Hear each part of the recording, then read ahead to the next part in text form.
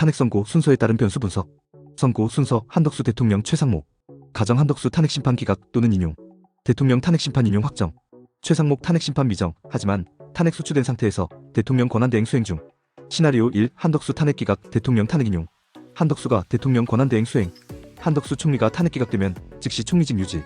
윤석열 대통령이 탄핵되면 대통령 권한대행을 수행. 최상목 부총리는 경제부총리직으로 복귀하지만 본인도 탄핵 소추된 상태이므로 직무가 정지됨.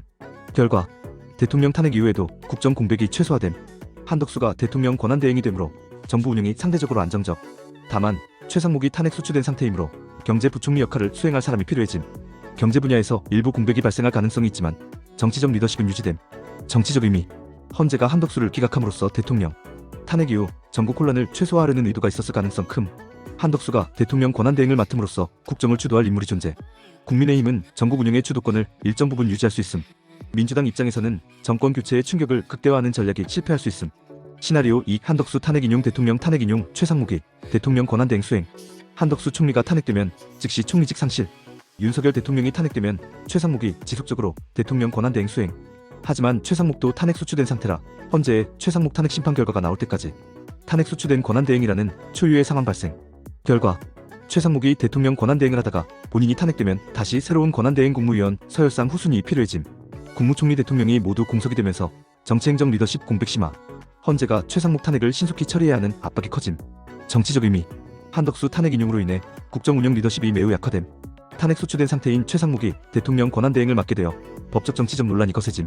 최종 분석. 왜 한덕수 총리를 먼저 선고했을까? 가장 합리적인 이유.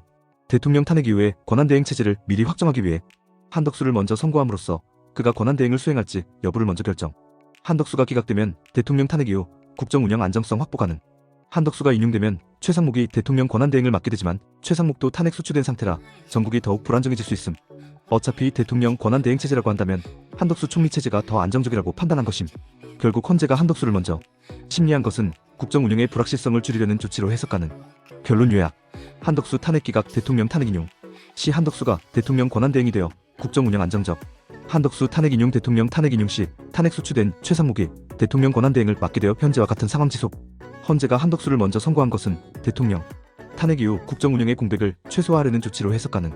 결론적으로 한덕수 총리 탄핵 심판을 기각하려고 한다고 예측할 수 있음. 구독 앤드 좋아요로 더 많은 소식 받아보세요. 영상이 도움되셨다면 구독과 좋아요